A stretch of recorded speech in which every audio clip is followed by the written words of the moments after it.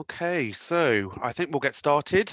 Um, Good afternoon, everybody, and thank you for joining. And also welcome back to many of you who've attended our webinars from last year.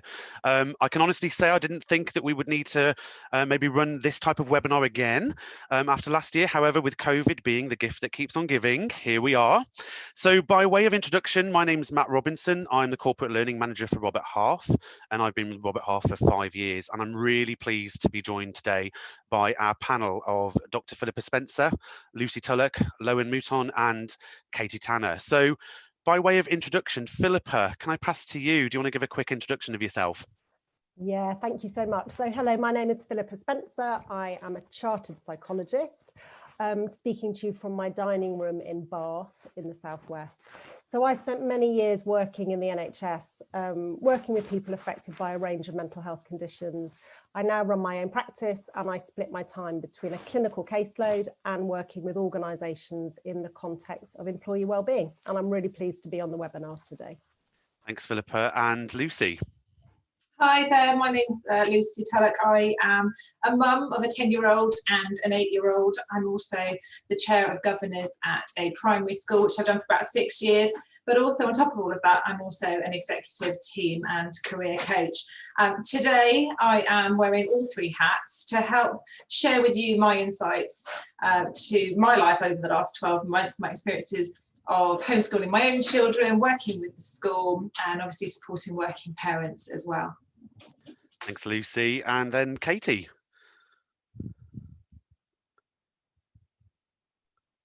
Sorry, my mute button wasn't working then, so phew. So hi everyone, my name's Katie. Similar to Matt, really, thank you so much for everyone joining. We hope that you can just come away with some tips, some words of solace, whatever it may be, that can be useful to you.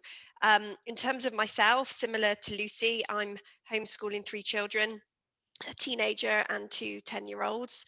And on top of that, I'm working. I work for Robert Half and have done for coming up for almost 21 years. The last 3 or 4 have been within leadership development, and you know, lots of these challenges of working families are kind of coming up with the people that I'm coaching. So I'm really interested myself as a parent to hear what Lucy, Luann, and Philippa are going to be talking about too. So I hope you enjoy. Thanks, Katie. And finally, Lowen. Hi, everyone. So I'm Lowen Mouton. I'm Group Finance Director at Fevertree and based in London. I lead a team of about 30 people and responsible for all things finance in the business. Also have 2 small children, aged 1 and almost 5. So I'm also experiencing the fun and games with homeschooling and working from home, and really looking forward to having the chat and also learning from the other panelists as well. Thanks, Lowen. And yeah, again, just to say, we're really grateful for your time and for sharing your views and experiences today with our attendees. So as the country navigates its way through a 3rd lockdown, Steve Sully, our director of the London business, asked us to run this webinar again, as he really wanted us to help and support our clients and candidates, you know, provide tips and tactics for anyone who may be, you know, struggling with the juggle of caring or schooling and fulfilling work commitments. So hopefully there'll be some great takeaways for everyone, and we are just really pleased to be able to help.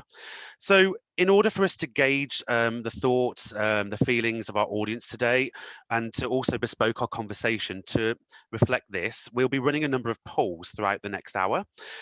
So when I launch a poll, a question will pop up on the screen. Just feel free to click your answer that's most relevant to you, and then we'll have a quick discussion on those poll results. But also, as we progress through the webinar, there may be questions that you want to ask the panel. So please just submit those questions through the Q&A icon that should be at the bottom of your screen. And from around about 3:40, 3:45, we'll start to answer some of those questions. So I will collate those and hopefully theme them and pass them through to the panelists, and we'll try and get through as many as we can. But please be assured, all participation in polls and your questions that come through to us, you know, they are totally anonymous, so you can submit those and be anonymous to us. Also, just to let everyone know, we will be recording the webinar so that we can pass this to people who were unable to attend today. So to kick off, we're going to run our first poll. So I'm just about to launch this on screen, so just give me 1 second. But the poll that we're running, the first one is, how would you describe your work-life balance since starting lockdown 3? So you should see on screen the responses you can type in, either much better, it could be slightly improved, whether or not your work-life balance has stayed the same, not as good, or very poor. So I'll just leave that poll open for about another 10 seconds. We've had quite a few people voting on that. Here you can see quite a lot coming through. So I'll just leave it open for a few more seconds. And I'm going to end the poll now. And then I'm going to share the results with all of you and the panel. So can you all see those results, everybody? Yeah. I think you can see those, can't you? So, okay, interesting. You can see obviously the top response there from people is not as good. Probably expected. I don't know what you think, Katie. Do you think that was expected?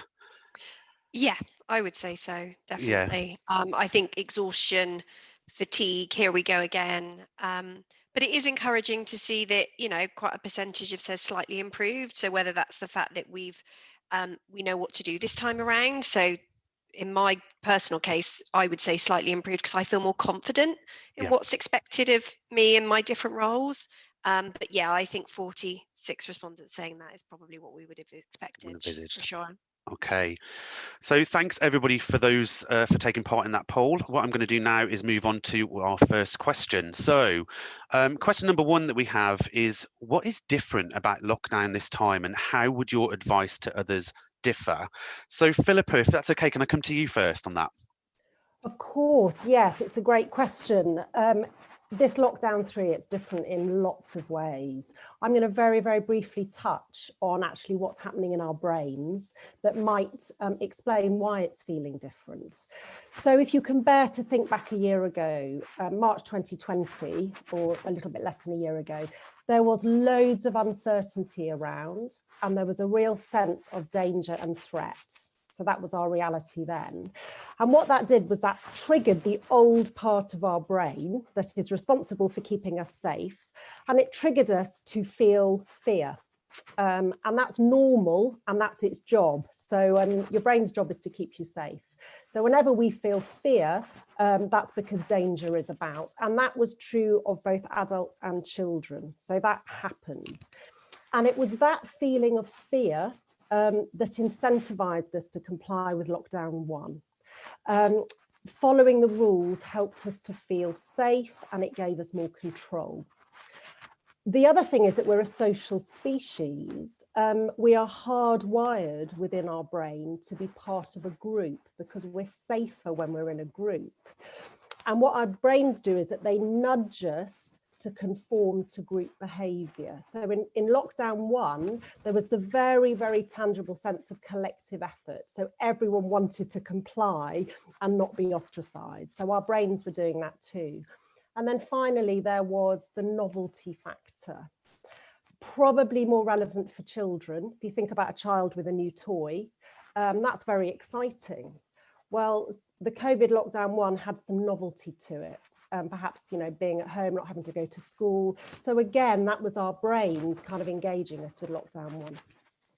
And then over time, the danger of COVID has not changed. And in fact, you could argue that it might be slightly more dangerous with these new variants. But what has changed is that our brains have adapted. We have got used to the fear, and we've become desensitized to it. And with less fear around, we are actually less motivated. So lockdown now feels harder. It's just harder work. The collective effort has weakened. So individuals now have perceptions of their own individual risk. So the group has fragmented. So our brain doesn't know which way to nudge us now. And the novelty has truly worn off. It never takes long. And I think everyone I speak to says that the novelty factor wore off very quickly. So the point I'm making is that there have been really big changes in our brain chemistry, and they're continuing to change. You know, we're upside down here. All of our brain chemicals are all over the place because of the challenges of COVID.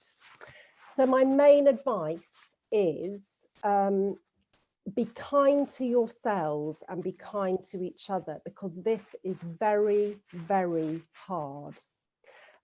Stick with your well-being behaviours. I'm not going to start telling you you've got to exercise and do mindfulness, because you know all that stuff. But be realistic about what's possible, and allow yourself to be hopeful.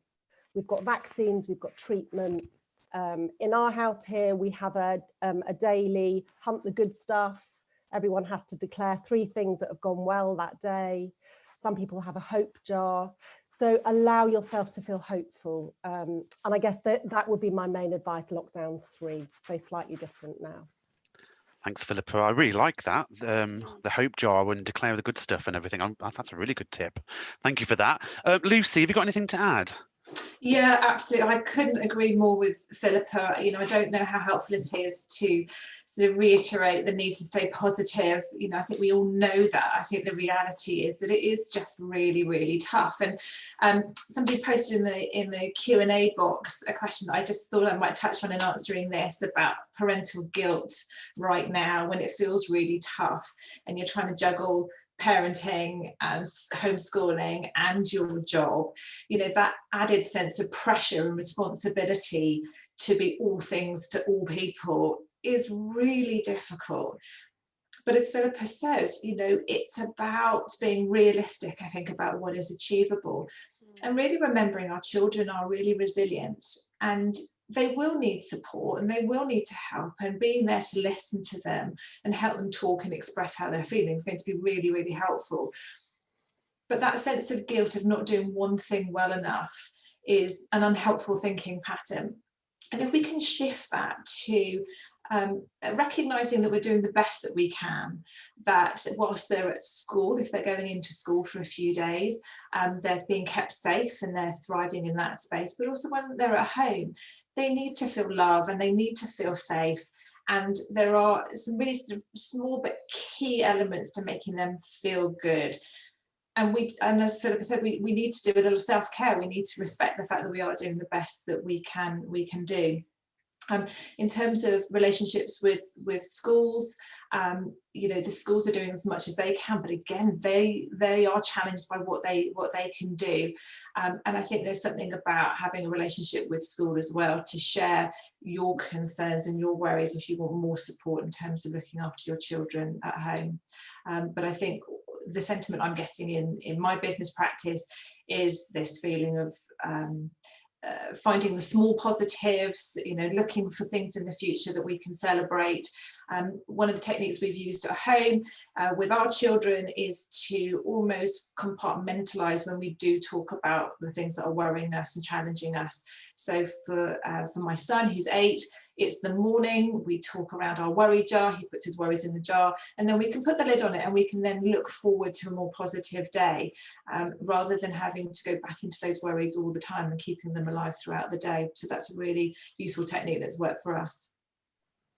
Thanks so much, Lucy. And again, you know, great advice. I think that talking with the children, I think, is really important. You know, I didn't forget to mention I've got 2 children myself, and I do find, you know, talking to them, you know, as if they're grown-ups, you know, talking about the, you know, what's happening, everything, it does really help as well. So thank you for that. Okay, going to move on to question number 2 now, and that is, what are you doing personally to manage the balance of homeschooling or family caring, but also your professional life as well? So, Lowen, if I could come to you on that one first, if that's okay. Yeah, perfect. So more on the practical side, what am I doing to balance these different aspects of life? So first and foremost, I try to be as flexible as possible with my work. So having open communications with my employer, the team or manager, to just be able to work flexible hours where possible. Probably the first win. They'll give me enough you know, time to spend with family. I also want to say, you know, to be organized and plan ahead is probably really important. You know, I book out slots in my diary a couple of weeks in advance when the kids maybe might have Zoom classes to attend. So make sure that that coincides. Another example in personal life is when we usually do cooking, we cook for more than the amount of people we are, so we can freeze a bit of meals to save a bit of time in the week. And I'd say you need to give time and maybe get up a bit earlier. For me, it's not really a choice, you know, with two very young kids and also a cat. That's quite an early starter. So we get up early anyway, but I support by doing a bit of drop-offs and pickups as well with the nursery, or alternating with my wife, and then whoever's not doing the drop-off or pickup can spend that time before work, maybe doing a bit of homeschooling before the professional life starts for the day. Another thing is, you know, reprioritizing. So there's a lot of things that's important in our lives, you know, but you need to be realistic about what you can achieve. You know, it's basic things like potentially cutting down exercise from, you know, every single day in the week to maybe 1 or 2 days a week. Saves a bit of time. And then lastly, you know, using the weekends wisely to actually properly use it to rejuvenate and get ready for the week ahead. It's really important to try and break the work cycle. So if you can avoid it by all costs, try not to work and just get your mind and your body ready for the week that starts again. Great, thank you, Lauren. Some really good advice there. And Katie, anything else that you'd like to add? I think I'd echo really pretty much what Luann said. I think the three things for me, I think you are constantly reprioritizing, you know, within the day. You think you've sorted the morning out and things happen. I think absolutely organization is my savior. So I feel overwhelmed when I feel I'm rushing, or if I'm rushing the children, or if I'm rushing a work call. So for me, organization really helps stop that feeling of overwhelmingness. And you know what Philippa was talking about with the brain chemistry, you know, that's when I notice I can feel it in my body, and it's almost like you've got to find your moment of calm, whether it's to breathe, make a cup of tea, go out and walk around the garden, whatever it might be. It doesn't always have to be anything big, but I know for me, I can sense that feeling of overwhelmness when I'm rushing. And I think what Lucy was saying, you know, we are in the middle of a pandemic. No one has had to homeschool, work, and do all the things that we're doing. I think this time for me, it feels better because good enough is good enough. And I keep telling myself that, you know, we have to let go of that idea of perfection, whether it's work, home, parent, wife, whatever it is. And I think that you just got to do your absolute best. And, you know, it's like a pendulum. It swings one day more in favor of work, another day more favor in terms of your children or even yourself. And I think it's being okay with that and being comfortable with that, and knowing what your stresses are. We all have certain things that irritate us, you know, whether it's being constantly interrupted or whatever it might be. I think when you also, if you know your stresses, you can actually be more aware of it and protect yourself a little bit more, whether that's energy boundaries, whether that's rules within your house. And I thought it was a great thing what Philippa said. I think rules give safety. They make everyone kind of know what to expect. But those are probably the things that I try to do every day. I don't do it every day. Today, some of those things didn't happen in our house, but we tried, and we have to be okay with that. That's great, Katie. And yeah, I concur with you. You've told me before, good enough is good enough at this time. Okay, that's great advice. Thank you for that. So moving on to our next question. Question number 3 is all about how do you approach your employer if they are not proactively supportive with your situation? So Lucy, can I come to you with that one first?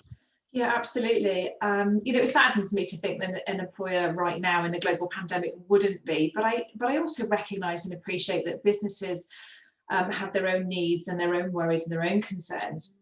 So I think there has to be a balance. The thing that I've observed in my coaching practice is a fear around having a conversation with an employer. So it's that fear of them saying no to the idea that you might need some time away, some more flexible working. So there's that fear about having the conversation and hearing no. There's a fear about making a suggestion about what you might need. So I worked with somebody quite recently who decided that in lockdown 3, she just didn't think she could manage supporting her 3 children and working. And she had a fairly well structured and well planned approach to it in lockdowns 1 and 2 around her hours of working. But I think the pressure was getting too much, and I think she recognised what was best for her. And we had a conversation around whether or not she could or should approach her employer to talk about it. And I think the work that we did was around building confidence about having that conversation and how she would manage it. So perhaps the employer said, I can't say yes to the initial request. So what's the compromise? What are you prepared to do? I think there is a balance to be had. There may be compromises that we both have to make as employee and as an employer. So I think it's just recognising that sometimes it's our own fear that holds us back from being able to have those conversations, and it's the fear of what might happen. But generally speaking, I would have said the realistic or the reality of it is that there is a conversation to be had, and quite probably a compromise to find that works for both employer and business owner. Thanks, Lucy. And Lowen, have you got anything to add to that? Yeah, it's a difficult one in general, and to be in all honesty, it's not one I've personally experienced. I mean, with Fevertree, the company's been very accommodating and understanding of people's personal circumstances and stress in this environment. However, I'd say to be honest with your team and stakeholders about what you can realistically deliver and what you can't is probably the most important aspect of it. And I also think, to Lucy's point, once you get the courage and the confidence to have that conversation, you might be quite surprised that they were considerate, but they just weren't understanding or taking initiative to really understand your specific circumstances. It's also, I've had to deal with these conversations myself as well within the team. 30 people. So often it's a case of, wow, I didn't actually realize amount of stress that individuals are under. So once I realized that, I also made changes and did a bit more self-searching myself and trying to get better understanding about each individual's circumstances. I think you can, though, ever also just draw the line between work and personal life by agreeing that overtime and long hours won't be possible, and just making that statement quite clear.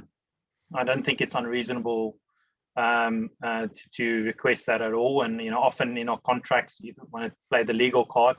Worst case scenario, there is often statements around it's not required if that's possible. And then just more on a technical point, you can also ask your employer to be furloughed. That would obviously be at their discretion, but that is potentially a last resort you can also consider. Thanks again. Thanks so much, Lowen. Some great advice there as well. So I'm going to go on to our next poll, if that's okay. I'm going to launch the poll now, so just bear with me 1 second. Let's go to poll 2. So this question is, how would you describe your well-being since starting lockdown 3? So again, the responses you have here, either much better, is it slightly improved? Has it stayed the same? Is it not as good, or would you consider it to be very poor? So again, lots of people responding at the moment, so I'll leave this open for about another 10-15 seconds just to see what people have selected.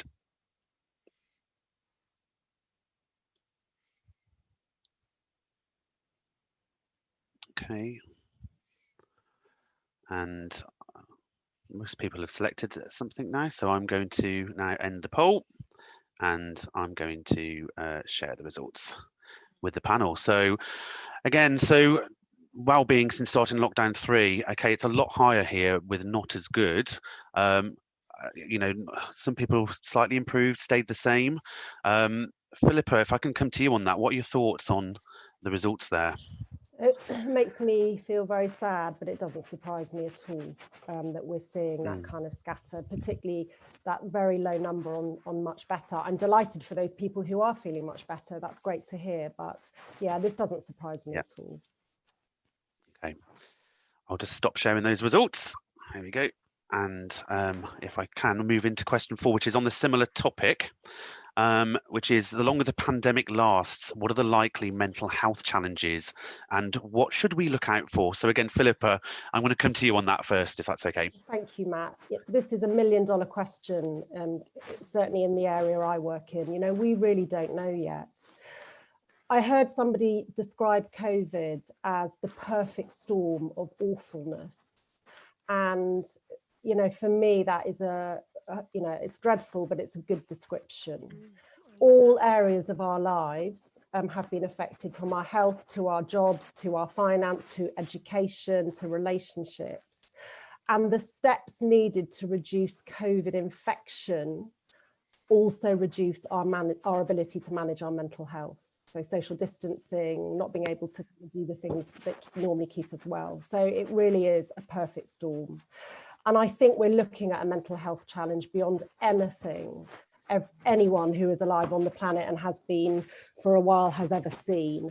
I think it's important to look back at historical events. So if we look back at SARS and if we look back at 9/11 and Chernobyl, what did we learn from that? Well, there's one common theme from those disasters.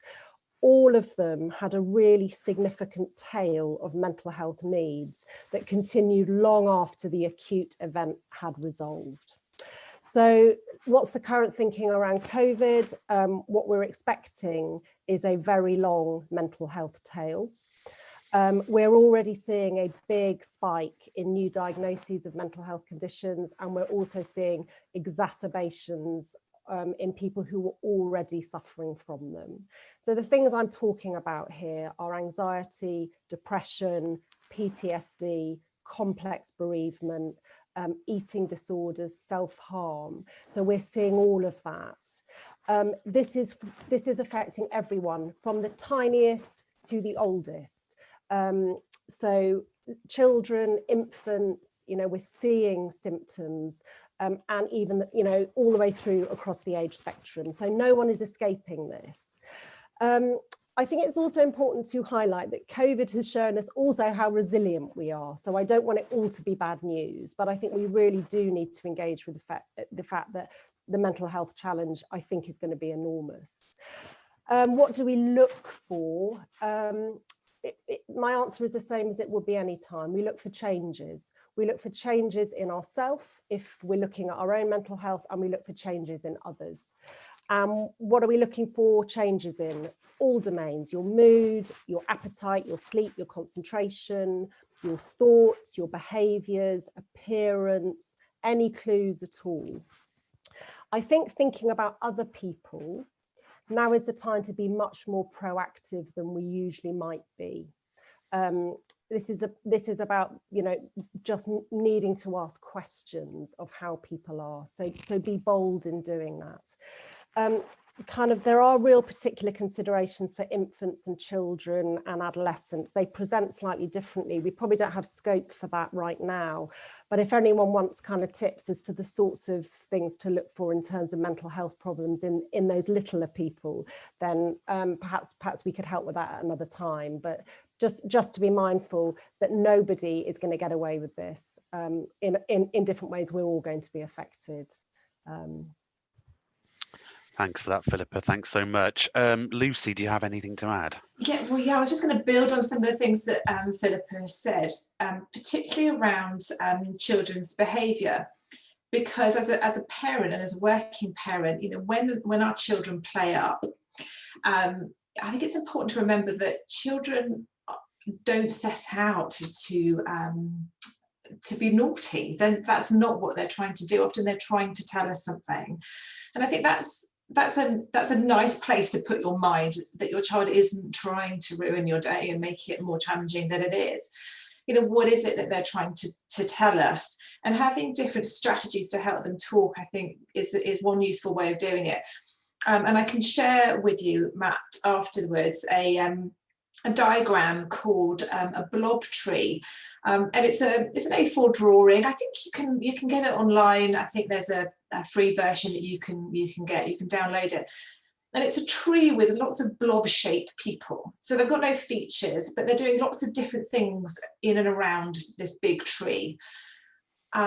And I've found it to be really helpful as a tool to get my children talking. And I've used it in adult environments. I've taken it into businesses, and I've used it around a board table looking at management and leadership development. It's a way of helping people to express around something. It's very simple, and it gives you a starting point to have a conversation, to get our young people talking and trying to find ways of helping them express what might be going on for them. It is about observing, what are the changes in their behaviour, what are you noticing within adults, within the working environment. I will often explain to clients to look out for those people who might normally have been your lively, outgoing, gregarious, the real sort of joker in the pack employee who's actually started to be quite quiet and perhaps hasn't been talking as much, on a Zoom call that you might normally expect, and vice versa. And it's those sorts of observations, and really just reaching out to them. It's about starting a conversation.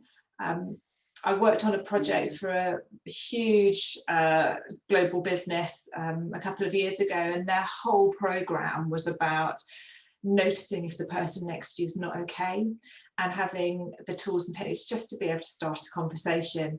And I think that connection right now is more important than it's ever been. And I think if you're interested in understanding a little bit more about supporting children, there's Mia Kelmer-Pringle, who in 1975 set out a really great structure for helping us to understand what our children need to thrive, around love and safety and new experiences and responsibilities, and praise and recognition. And they are, again, really useful tools to be able to help you manage some of those mental health challenges. Thanks, Lucy. And just to point out, I think I'll mention it again later, but there will be some handout that we'll send out post this webinar, which has a lot of information on the references that the panelists have referred to today. So I'll make sure that gets sent out afterwards. So thanks for that, Philippa and Lucy. I'm going to move on to question number 5 now, which is all about how we can increase or develop more grit and resilience in our children and ourselves, and also any tips that you can share on how we can build stamina and energy to keep us going through this time. Again, Philippa, I think I'm going to come to you on that one. Yeah, thank you. So let's think about grit and resilience. This is built on 2 key things. How we think about the things that happen to us, and then how we respond to the things that happen to us. So, how we behave. The great news is that these are all learnable skills. And they're the same skills for adults and children. We just need to make them age appropriate. For those of you who are parents, the good news is that if you display resilient behaviours and thinking processes, you are role modelling those to your children. The reverse is true too. So it's just important to be mindful of that. And as leaders, those of you in leadership positions, it's exactly the same. If you role model resilient behaviours and thinking styles, that will rub off on your teams and your staff. So what are the actual things I'm talking about here? So the resilient thinking skills, you'll know all of these. Gaining perspective, so wider view, seeing things in context. Recognising what you can and can't control. Only investing in the things that you can control, trying to build some tolerance for discomfort, because discomfort is part of life. We don't have to always avoid it. We need to sometimes tolerate some of it. Being open and curious about the world. That's probably very easy when we're children. It gets harder when we become adults. Developing a compassionate view of the world. So all of those are very classic resilient skills in terms of how we think. What about our behaviour? These are the kind of really well-researched and well-evidenced ones. Having sufficient social connection.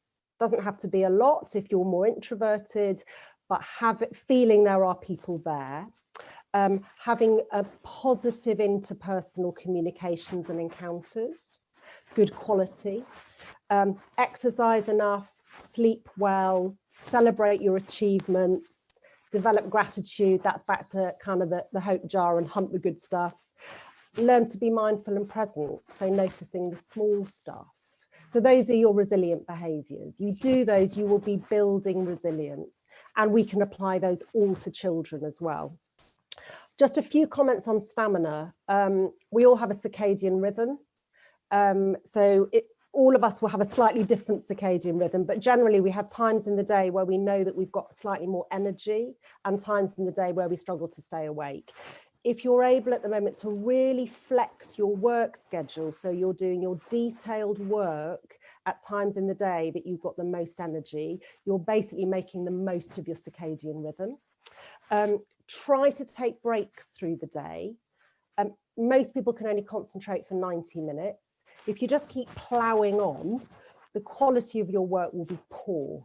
But if you stop for even 5 or 10 minutes and kind of recover, I don't know, do a star jump, sit and have a cup of tea, go for a walk round the sitting room, whatever you do, you're then kind of refreshed in terms of your stamina. And I really would like to talk directly to leaders out there. Lowen has mentioned this, but flexibility, people are exhausted at the moment. All of us are exhausted in one way or another.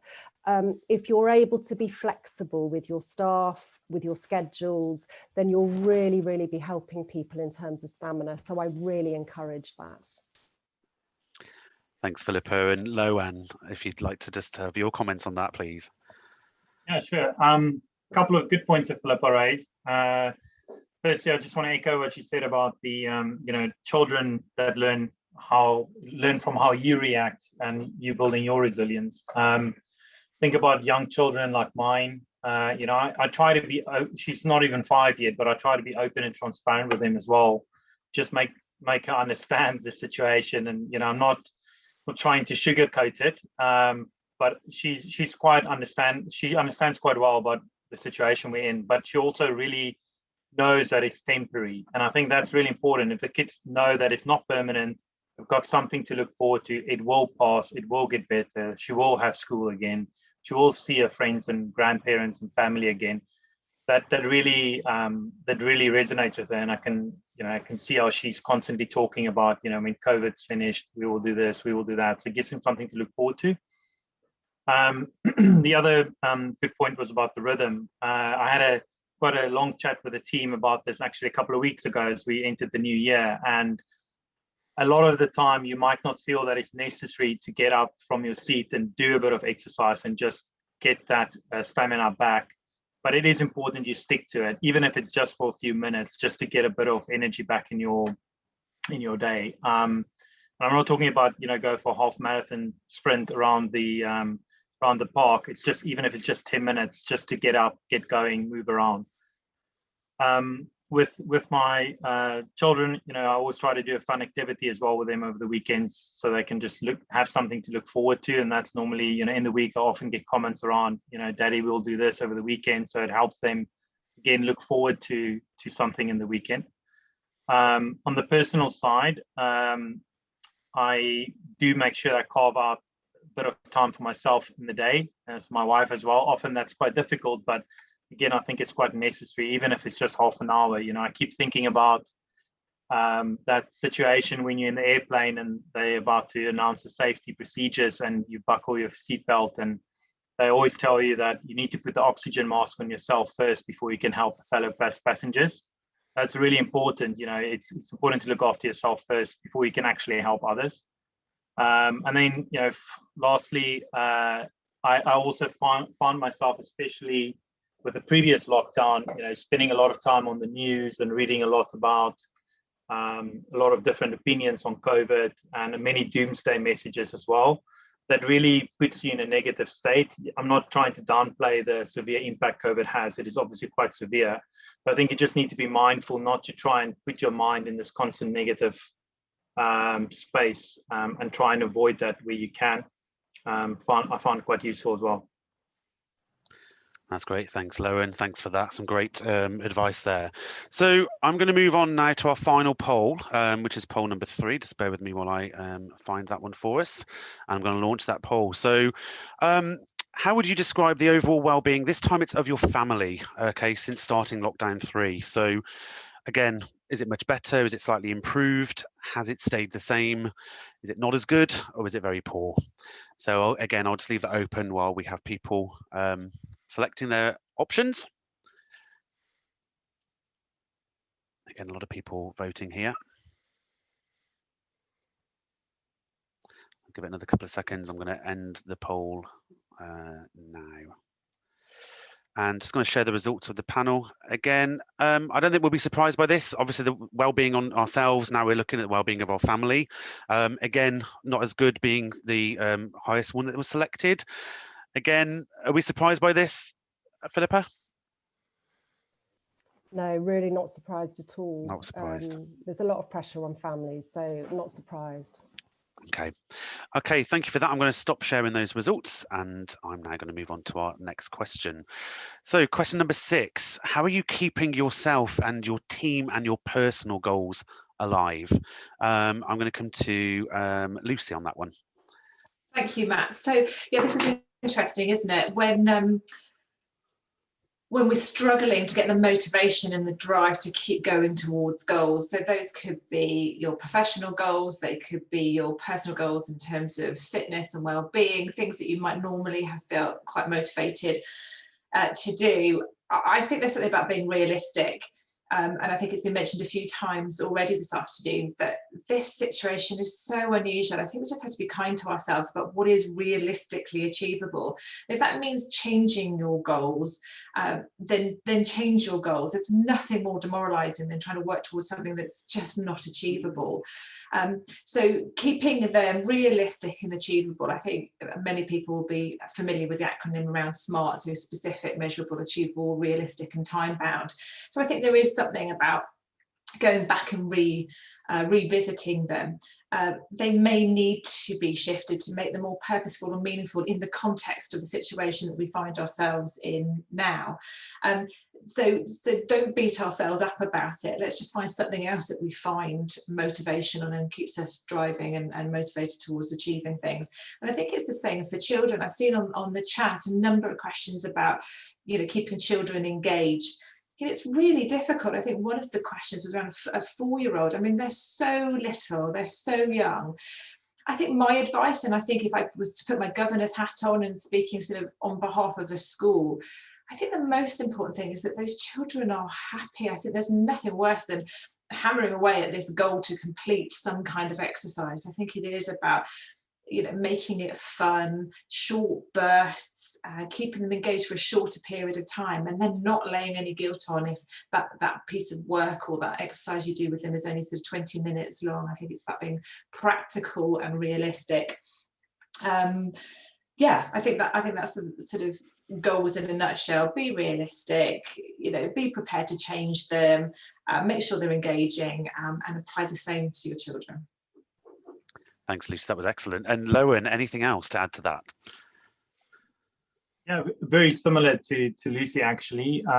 Just went through the last few weeks with my team as well, around the last year, looking at all the achievements and also 21 goal setting. And it was quite challenging, actually, and I was quite forceful, actually, in bringing across the message that it's a bit unrealistic what some of them have put on there. And I think that's really important to make sure it's a realistic goal to achieve. You can always recalibrate later on in the year depending on how the year unfolds, and we hopefully achieve a positive result. But I think it's just about being realistic about what's achievable, and setting expectations not too high.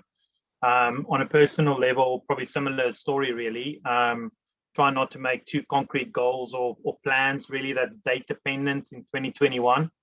It's almost like a booking.com booking where you make sure it's cancelable. And I'll see how the year develops, really. But what I do find useful, though, is you might have a big goal or objective to achieve this year, is breaking it into small bite-sized chunks.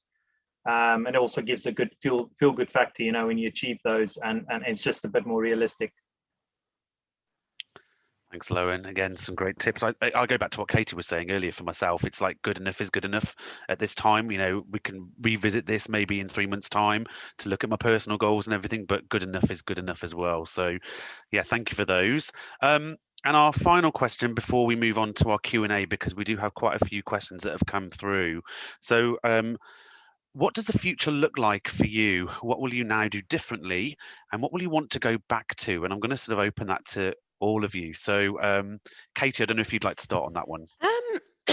I think for me, the habit of not trying to do more all of the time, I'm definitely going to try and, for me, that's been a silver lining from the pandemic. Always having your diary full. I don't know if anyone else is the same. You get a new diary every year, and I've not got anything in my work diary. I'm someone who likes to have holidays planned. I've got a diary that's hardly full. And for me, that's actually quite an uncomfortable place.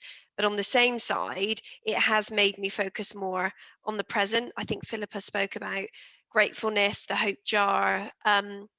And they are really simple things, but they do make you focus on today, not tomorrow or yesterday. And I think for me, that's been a huge learning. And I think that does help cultivate resilience and grit in your children, because as we can show them how to manage change and ambiguity with, I guess, less fear and sadness, that can only be a good thing. The only question I would just add, and I noticed on here someone just wrote a question about teenagers, because a lot of advice we've probably given is for younger children. I've got a teenage daughter, she's 13, and it is different. It's very different with her than it is my 10-year-olds. And there's a couple of things I would say. I think you've got to pick your battles. I think you've got to focus on the things that you're absolutely going to make sure they do from a school perspective.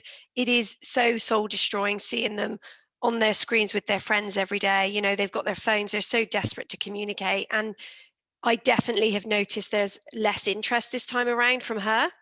But for me, I think pick your battles. Like this afternoon, there was a lesson. She said, "Mummy, I'm really tired. Do you mind if I do it?" Absolutely fine. She's been brilliant all week. Why not? I think asking the questions you don't want to hear the answers to.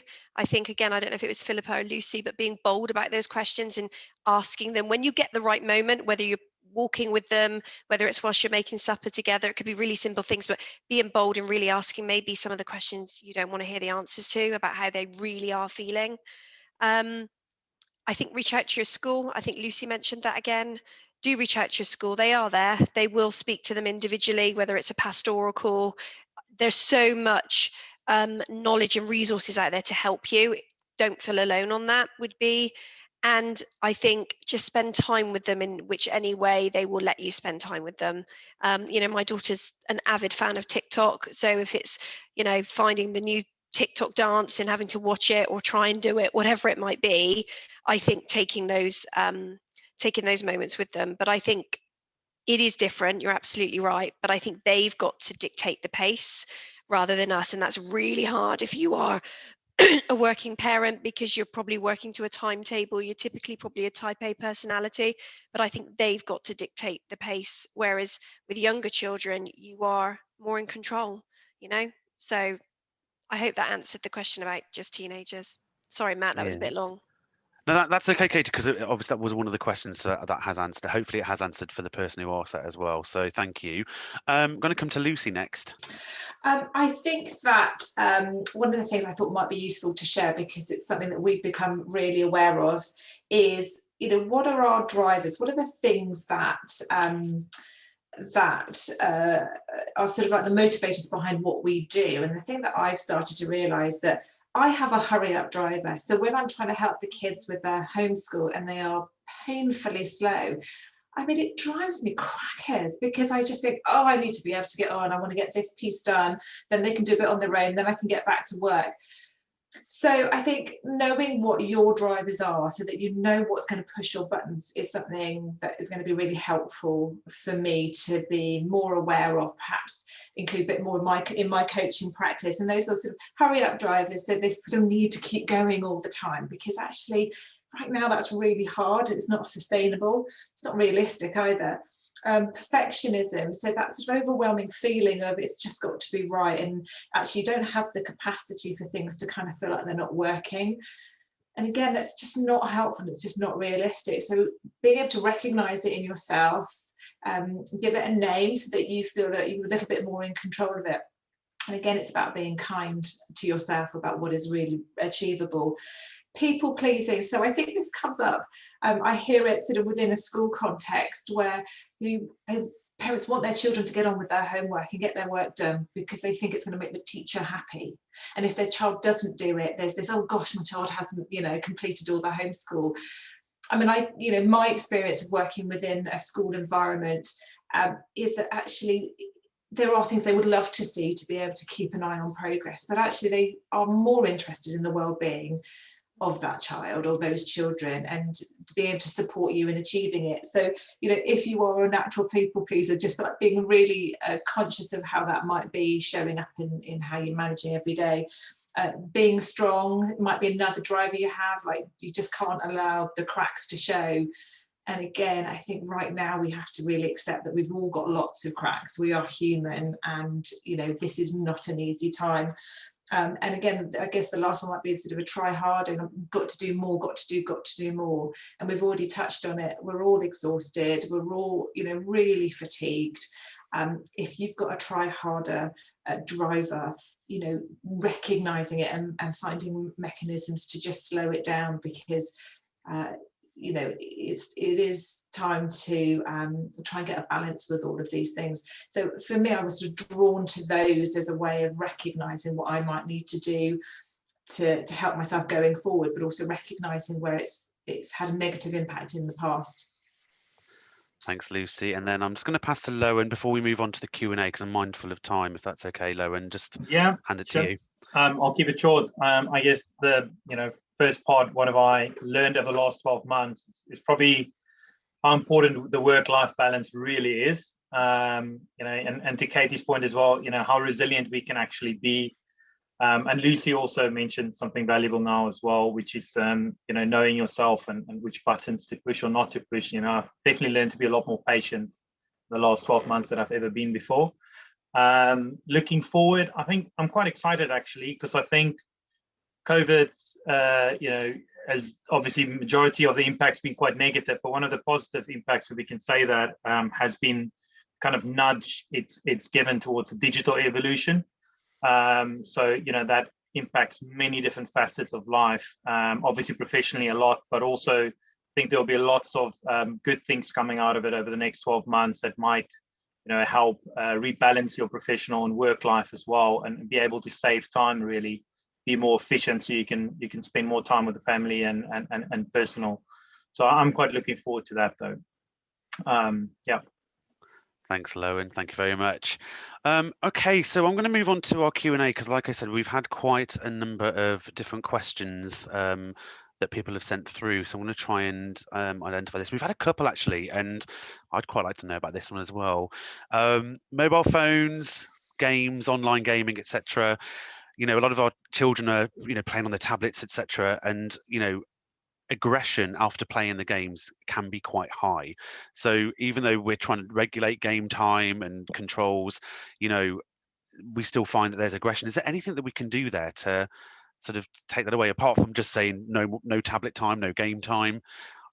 Philippa, I'm not sure if you've got any advice on that one. Gosh, I don't know if I really am well placed to answer that. I myself don't have kids, so it's not something I've ever had to battle with. I battle with my greyhound to get him to give me my tennis ball back. That's not going to help. Could I pass that along maybe to Lucy? Yeah, absolutely, yeah. that's fine. Yeah, Lucy. Oh yeah. Okay. I was going to say that I think that there are times when it's important to remember as parents that we have rights and our children have rights. So that for me speaks to boundaries and about staying safe and being able to have that conversation with a teenager, to get them to recognize or help them to see what happens. So it's around language as well. I am noticing that when you play this game for 1 hour afterwards, you are hyper, it's quite disruptive.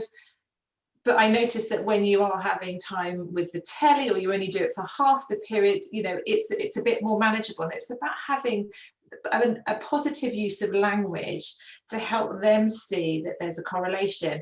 Now, I know I can say to my son, no, you're not going back on the iPad again. And, you get this sort of whinge and whine, and, it's just guilt. And actually, but as a parent, we do have rights and needs of our own. And I think putting some boundaries around that, I mean, we know that being the parent makes you unpopular a lot of the time with your teenagers, but actually it is about safety, and it is about creating a space that's safe and okay for everybody. I'm not sure, I'm not an expert in saying whether they should or they shouldn't be playing it, or what games they should be playing, but I think there is something around isolating the time that they can do it that works for us and works for them. Thanks, Lucy. Thanks so much. Another question that's come in. Do we have any advice for people seeking work or a new job? How are you going to address the question around flexibility and parenting, homeschooling, without compromising your commitment to perform the job? So, I don't know, Katie, do you want to pick that one up? Sure. I mean, it's a great question. It's a difficult question to answer, because I think it really does depend on the employer as much as you, but my advice would be I'd be open and honest from the outset about your own boundaries, what you can and can't commit to. So there's no surprises, let's say, on both parties. But equally, I think flexibility in a normal situation, not in a pandemic, is something that's probably earned rather than maybe necessarily given right at the beginning. But I think in the pandemic or the situation we're in now, I don't think any employer would not expect a question to come up around flexibility at the moment. So for me, I would encourage you to, kind of ask that straight off at the first interview and use it as, curiosity and explore whether it's something that you can commit to, and vice versa if they're the right company for you. So I'd probably just say have the conversation and don't be afraid. Yeah, that's probably what I would say. Katie, if I can just quickly add to that, course. just thinking from the employer's perspective as well. I think what I would ask the candidate as well is, what do we do when the pandemic is over? Kind of be prepared for that follow-up question to think about after the abnormal situation we find ourselves in as now normalized. What would that look like? That's more what I would be interested in. Yeah, thanks both. Thanks for that.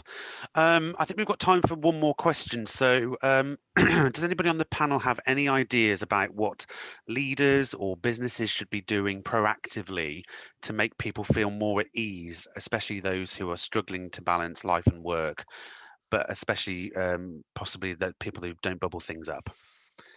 So any advice?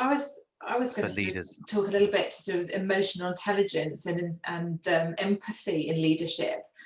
It's such an important quality in today's business world as a leader to be able to empathise with your team, with your employees in their situation. And also for leaders to be vulnerable about their own situation. I wonder how many are trying to put on a brave face and say it's all okay when actually it's probably far, far from it. So I would encourage leaders and business owners to be more empathetic and start conversations and not be frightened of them. A human to human conversation is going to win for everybody in the long run. The only thing I would just add to that is you need to ask the question probably quite a few times in quite a few different ways.